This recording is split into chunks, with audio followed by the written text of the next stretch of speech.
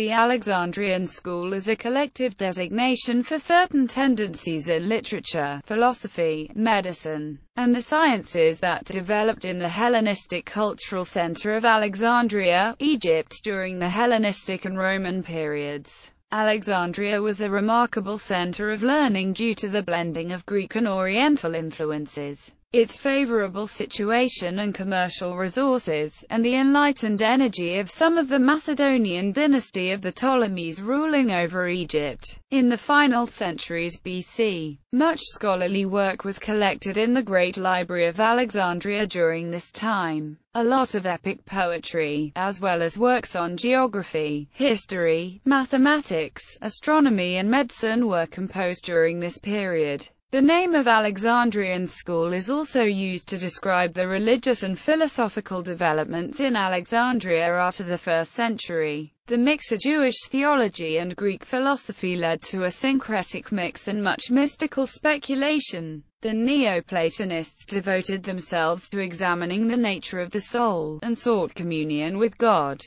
The two great schools of biblical interpretation in the early Christian Church incorporated Neoplatonism and philosophical beliefs from Plato's teachings into Christianity, and interpreted much of the Bible allegorically. The founders of the Alexandrian school of Christian theology were Clement of Alexandria and Origen. History. Alexandria, founded by Alexander the Great about the time when Greece, in losing her national independence, lost also her intellectual supremacy, was well adapted for becoming the new center of the world's activity and thought. Its situation brought it into commercial relations with all the nations lying around the Mediterranean, and at the same time it was the one communicating link with the wealth and civilization of the East. The natural advantages it enjoyed were increased to an enormous extent by the care of the sovereigns of Egypt. Ptolemy Soter, to whom Egypt had fallen after the death of Alexander, began to draw around him from Greece a circle of men eminent in literature and philosophy.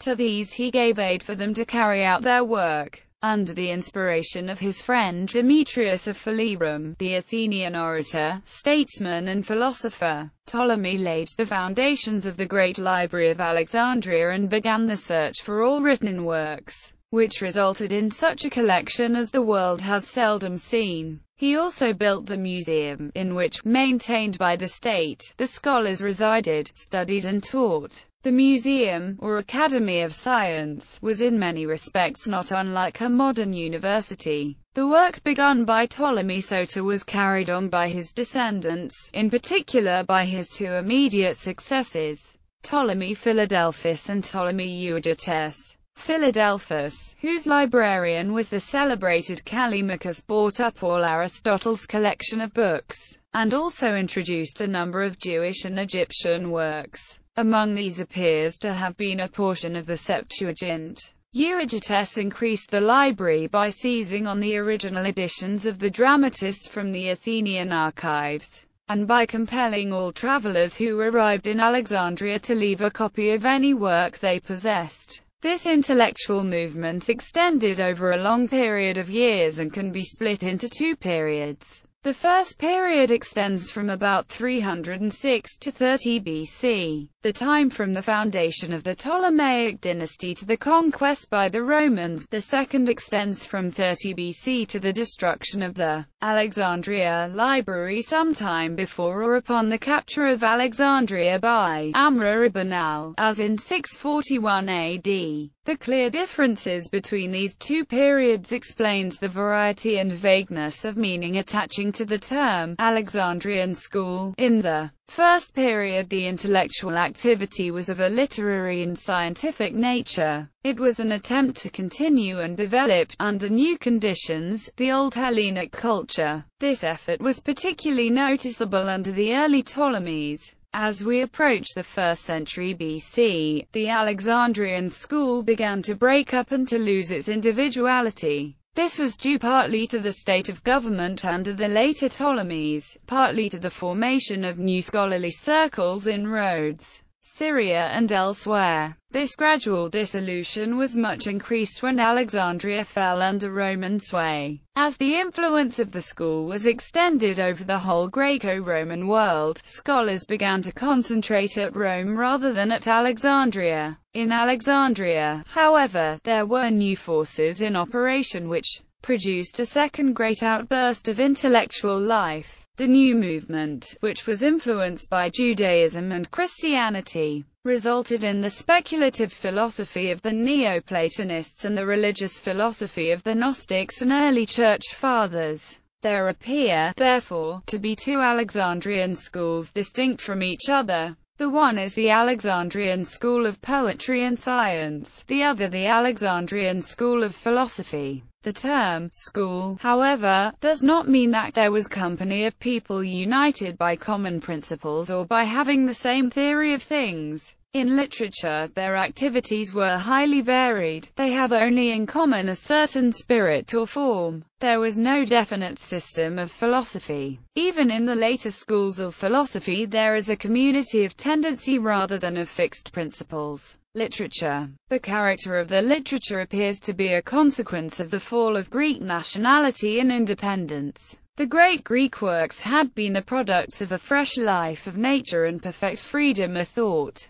All their hymns, epics and histories were bound up with their individuality as a free people. But the Macedonian conquest brought about a dissolution of this Greek life, both private and political. The full, genial spirit of Greek thought vanished when freedom was lost. A substitute for this originality was found at Alexandria in learned research and extensive knowledge. Provided with means for acquiring information, the Alexandrians took this new direction in literature. Without the culture which could excite a true spirit of poetry, they devoted themselves to careful researches in all arts subordinate to proper literature. They studied criticism, grammar, prosody and meter, antiquities and mythology. The results of this study constantly appear in writings. Their works are never national, never addressed to a people, but to a circle of learned men. The very fact of being under the protection and in the pay of an absolute monarch damaged the character of their literature. There was introduced into it a courtly element. One other fact is that the same writer was frequently distinguished in several special disciplines. The most renowned poets were at the same time men of culture and science, critics, antiquarians, astronomers or physicians.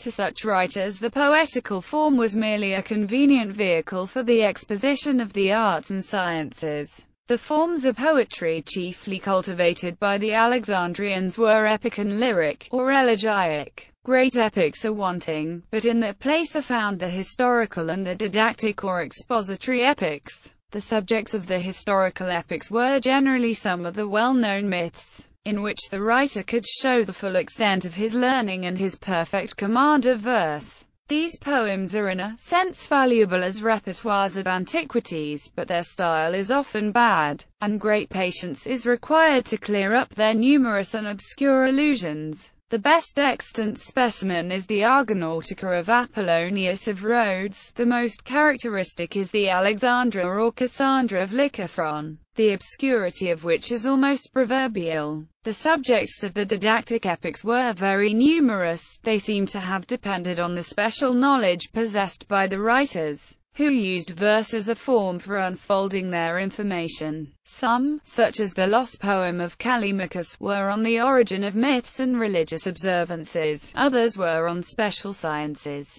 Thus we have two poems of Aratus, who, though not resident at Alexandria, was so thoroughly imbued with the Alexandrian spirit as to be included in the school. The one is an essay on astronomy, the other an account of the signs of the weather. Nicander of Colophon has also left us two epics, one on remedies for poisons, the other on the bites of venomous beasts. Euphoron and Rhianus wrote mythological epics. The spirit of all their productions is the same, that of learned research. They are distinguished by artistic form, purity of expression and strict attention to the laws of meter and prosody, qualities which, however good in themselves, do not compensate for want of originality, freshness and power. In their lyric and elegiac poetry there is much to admire. The extant specimens are not devoid of talent or of expression. Yet, for the most part, they either relate to subjects incapable of poetic treatment, where the writer's endeavor is rather to expound the matter fully than to render it poetically beautiful, or else expend themselves on short isolated subjects, generally myths, and are erotic in character. The earliest of the elegiac poets was Philetus of Cos, but the most distinguished was Callimachus, undoubtedly the greatest of the Alexandrian poets. Of his numerous works there remain to us only a few hymns, epigrams and fragments of elegies. Other lyric poets were Phanocles, Hermesianax, Alexander of Aetolia and Lycophron. Some of the best productions of the school were their epigrams. Several specimens survive, and the art of composing them was popular, as might be expected from the court life of the poets and their constant endeavors after terseness and neatness of expression. Of similar character were the parodies and satirical poems, of which the best examples were the Siloi of Timon and the Kynadia of Sotades. Dramatic poetry appears to have flourished to some extent. Extant are 3 or 4 varying lists of the 7 great dramatists who composed the Alexandrian Pleiad.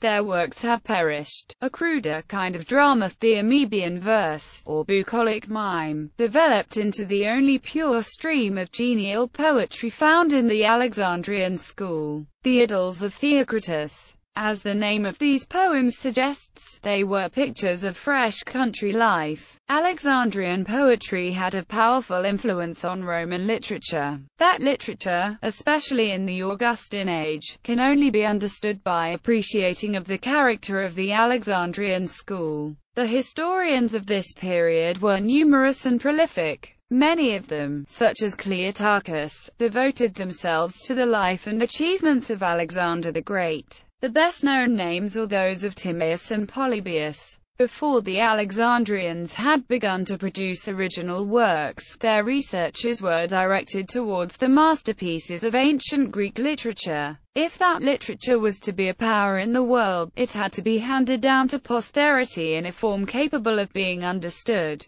This was the task begun and carried out by the Alexandrian critics. These men did not merely collect works, but sought to arrange them, to subject the texts to criticism, and to explain any allusion or reference in them which at a later date might become obscure. They studied the arrangement of the texts, settlement of accents, theories of forms and syntax, explanations either of words or things, and judgments on the authors and their works, including all questions as to authenticity and integrity. The critics required a wide range of knowledge, and from this requirement sprang grammar, prosody, lexicography, mythology and archaeology. The service rendered by these critics is invaluable. To them we owe not merely the possession of the greatest works of Greek intellect, but the possession of them in a readable state. The most celebrated critics were Xenodotus, Aristophanes of Byzantium, to whom we owe the theory of Greek accents, Crates of Malice, and Aristarchus of Samothrace, the Coryphaeus of criticism. Others were Lycophron, Callimachus, Eratosthenes, and many of a later age, for the critical school long survived the literary. Dionysius Thrax, the author of the first scientific Greek grammar, may also be mentioned. These philological labors were of great indirect importance, for they led to the study of the natural sciences, and in particular to a more accurate knowledge of geography and history. Considerable attention began to be paid to the ancient history of Greece, and to all the myths relating to the foundation of states and cities. A large collection of such curious information is contained in the Bibliotheca. Eratosthenes was the first to write on physical geography. He also first attempted to draw up a chronological table of the Egyptian kings and of the historical events of Greece.